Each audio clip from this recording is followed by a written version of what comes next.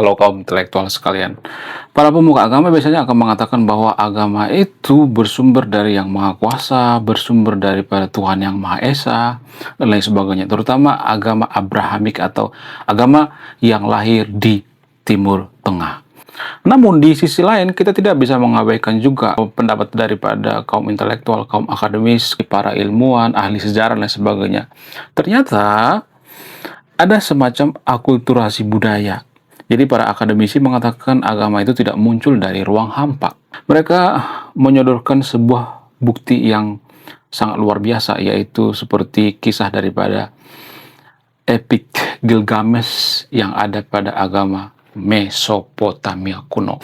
Nah, epik Gilgamesh ini kalau ditelusuri secara akademisi ternyata pas banget dengan kisah daripada Nabi Nuh. Pas banget. Mirip banget. Kemudian selain itu ya story-nya juga sangat mirip banget. Kemudian para kaum intelektual mengatakan ini sebenarnya akulturasi budaya. Nah, yang jadi pertanyaan, apakah ini pengaruh daripada sinkronitas, pengaruh daripada sentuhan budaya, apakah ini mempengaruhi atau tidak? Jadi di zaman dulu ternyata orang-orang itu ya orang-orang Mesopotamia kuno, kemudian orang-orang yang ada di Timur Tengah itu mereka bertukar satu sama lain, bertukar budaya. Namun di sisi lain pemuka agama mengatakan enggak mungkin, agama itu bukan bagian daripada budaya, itu murni wahyu daripada Tuhan. Kemudian selain itu ada bukti lain misalnya seperti di Taman Eden misalnya. Taman Eden dalam agama Mesopotamia kuno itu persis banget dengan agama Abrahamik atau agama Samawi. Persis banget. Ya ceritanya juga sama gitu ya. Ada Adamnya, ada Hawa dan sebagainya. Ini menurut data guys ya. Nah, di sisi lain para pemuka agama mengatakan itu kebetulan aja mirip gitu ya. Itu nggak mungkin lah karena agama itu kan dari Yang Maha Kuasa, nggak mungkin ada kemiripan. Ya namanya pendapat manusia ya kan tidak sepenuhnya benar gitu ya. Namanya akademisi bisa salah juga gitu. Itu pendapat dari kaum agamis ya. Kemudian selain penciptaan manusia, selain daripada kisah Nabi Adam, ternyata ada lagi guys. Ternyata ada kemiripan lain seperti misalnya kisah daripada kehidupan setelah kematian. Jadi dalam agama Mesir kuno ada kisah kehidupan setelah kematian. Makanya ada piramid. Piramid itu salah satu bukti terkuat bahwa orang-orang Mesir kuno zaman dulu itu mereka sudah percaya bahwa manusia bangkit kembali setelah mati. Piramid itu sebenarnya tujuannya apa? Ketika manusia bangkit kembali, maka manusia akan bisa mencapai Tuhan.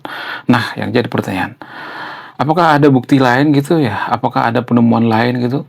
Bagaimana fakta yang sebenarnya? Mana yang paling valid? Apakah penemuan daripada akademisi yang paling valid? Apakah sebenarnya agama ini ciptaan daripada Tuhan gitu? Ya, wahyu daripada Tuhan? Jadi di video ini saya akan bongkar sampai ke akar-akarnya, dan saya tidak berpihak di video ini ya. Saya tidak memojokkan kaum agamis, saya tidak memojokkan pemuka agama, saya tidak memojokkan orang yang beragama di video ini, enggak. Jadi saya benar-benar netral di video ini. Saya hanya ngajak yang nonton video untuk berdiskusi. Saya tidak mengguru yang nonton video ini. Saya yakin yang nonton video ini lebih cerdas daripada saya. Jadi saya nggak mungkin mengguru yang nonton video ini. Bagaimana fakta yang sebenarnya? Kenapa ada banyak kemiripan? Apakah ini kesengajaan? Apakah ini pure hanya faktor budaya atau memang sengaja dimiripin?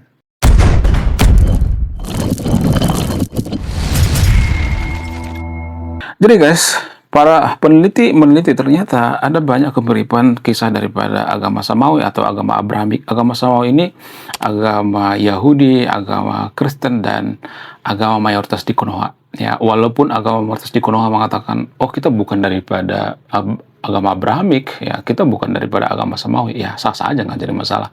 Agama itu kan keyakinan. Apa sih definisi keyakinan? Keyakinan itu kita menganggap suatu hal itu benar, walaupun tidak terbukti secara ilmiah, tidak terbukti secara langsung. Sah-sah aja namanya keyakinan ya kan.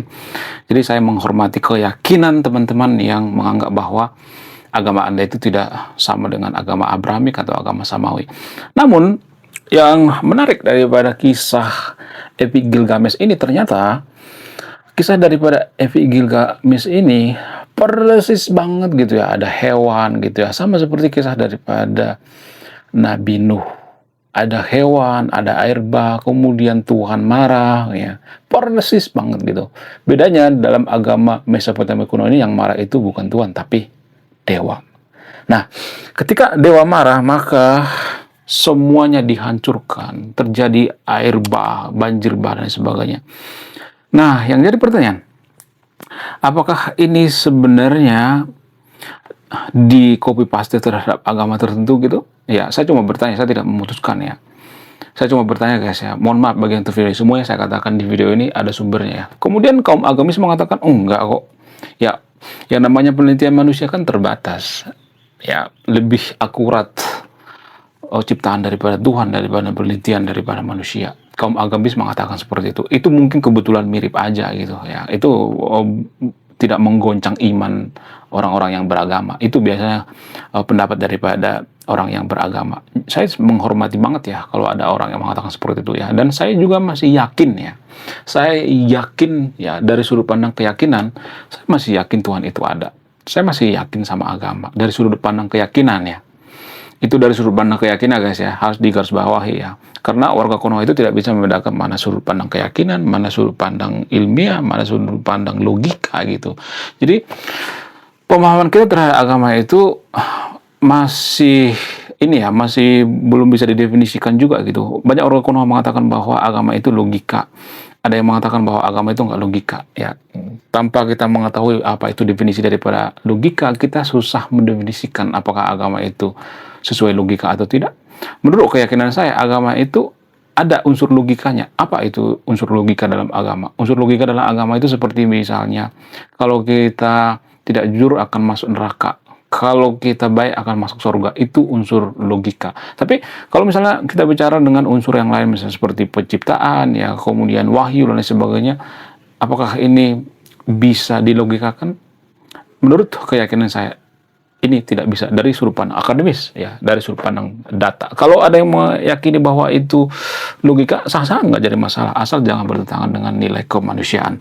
Kemudian selain itu, ternyata kisah daripada epos Gilgamesh ini benar-benar mirip banget gitu ya, sehingga ada argumen yang mengatakan yang duluan itu kan kisah daripada epos Gilgamesh atau kisah daripada Nabi Nuh versus agama Mesopotamia kuno. Itu sudah ada sekitar 2000 atau 3000 tahun sebelum agama Samawi atau sebelum agama Abrahamik lahir. Sudah ada jauh ya sebelum agama Abrahamik atau agama Samawi ini lahir. Jadi kalau misalnya nih kaum intelektual atau kaum akademis mengatakan yang niru siapa, yang mencontek siapa, saya tidak akan memutuskan, Anda yang memutuskan ya. Saya tidak mengatakan orang yang beragama itu mencontek, nggak, saya tidak mengatakan seperti itu. Saya sangat mendukung ya kalau ada pemuka agama atau ya orang yang beragama meyakini bahwa itu kebetulan belaka. Saya sangat setuju ya. Maksudnya saya sangat meyakini itu ya, dari sudut pandang keyakinan ya. Kemudian selain itu, ternyata ada kemiripan lainnya seperti penciptaan misalnya Nabi Adam. Dalam agama Mesopotamia kuno ada seperti itu guys. Kisahnya ada Taman Eden gitu. Ya, para kaum intelektual mengatakan kok kemiripannya itu banyak banget ya. Tadi air bah, sekarang Taman Eden. Lalu pemuka agama atau orang agamis mengatakan ya bisa aja karena akulturasi budaya. Kisah-kisah ini kan bisa mirip-mirip ya. Kenapa? Karena bersentuhan dengan budaya dan lain sebagainya. Kemudian ada yang mengatakan, oh ini karena sinkronitas. Oh ini sebenarnya bukti bahwa Nabi Adam itu nyata gitu. Kalau ada kemiripan-kemiripan dengan agama Mesopotamia kuno, berarti itu pertanda bahwa Nabi Adam itu nyata.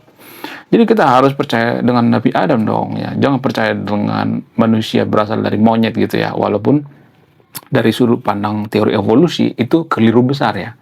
Itu sudah terlampau disalahartikan di pendidikan Konoha ya. Nanti akan saya bahas di next video tentang teori evolusi ya. Biar jangan terlalu melebar ya. Jadi kisah dari Nabi Adam ini persis gitu ya. Ada dalam agama Mesopotamia kuno. Seperti yang saya katakan barusan, ternyata agama Mesopotamia kuno ini sudah ada kurang lebih 3000 atau 2000 tahun sebelum agama Samawi atau agama Abrahamik lahir. Nah, yang jadi pertanyaan, siapa yang meniru?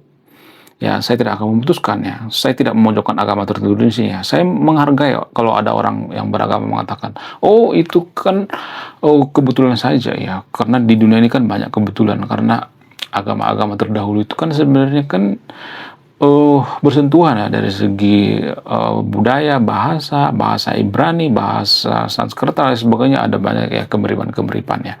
Kemudian selain itu ada lagi ternyata guys, apa itu? Kehidupan setelah kematian dalam agama Mesir kuno. Jadi tadi agama Mesopotamia kuno, sekarang agama Mesir kuno. Kemudian pemuka agama biasanya akan membantah dengan kalimat, nah itu dia bukti bahwa kehidupan setelah kematian itu ada. Buktinya apa? Buktinya dulu agama Mesir kuno itu mempercayai kehidupan setelah kematian. Ada yang mengatakan seperti itu. Kemudian ada yang mengatakan, lah kok mirip banget? Kok bisa gitu? Dari sudut pandang akademis, ada datanya, ada sumbernya. Ternyata ada banyak mirip ya dengan agama Mesopotamia, agama Samawi dan agama Abrahami gitu. Kemudian orang yang beragama atau ya pengaruh agama Abraham mengatakan, ya justru itu bukti bahwa kehidupan setelah kematian itu ada gitu ya. Kemudian kalau dari sudut pandang ilmiah, apakah kehidupan setelah kematian itu ada? Menurut data ternyata, ini menurut data guys ya, menurut sumber, ternyata Indonesia salah satu negara yang paling percaya setelah kematian itu ada kehidupan.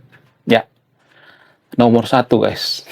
Nomor 2 kalau nggak salah Nigeria, India, Amerika juga termasuk 10 besar ya. Jadi jangan berpikir bahwa cuma negara-negara yang kurang maju atau negara-negara yang miskin yang percaya kehidupan setelah kematian.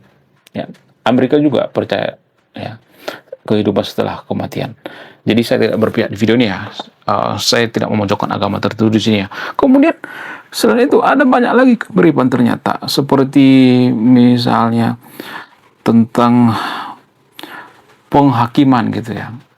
Jadi penghakiman itu ada 2 ya, penghakiman seperti yang ada dalam agama Abrahamik ya, yaitu mata diganti dengan mata, kaki diganti dengan kaki, kulit diganti dengan kulit, rambut diganti dengan kulit, kaki diganti dengan kaki, dan ini hukum Taurat kalau nggak salah ya, koreksi kalau salah ya, itu dari sudut pandang agama Abrahamik.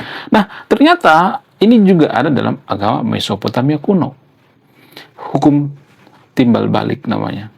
Dalam sudut pandang agama Mesopotamia kuno, ternyata ada hukum seperti ini.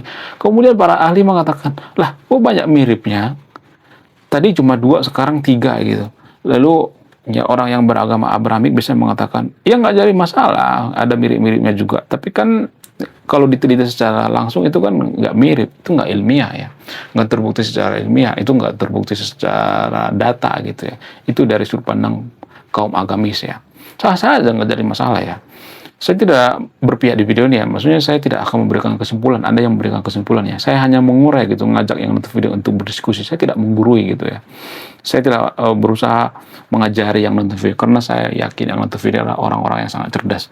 Kemudian itu tidak hanya berhenti di situ, ternyata penghakiman setelah mati juga ada kemiripan dengan agama Mesopotamia kuno guys, yaitu penghakiman di alam barzah.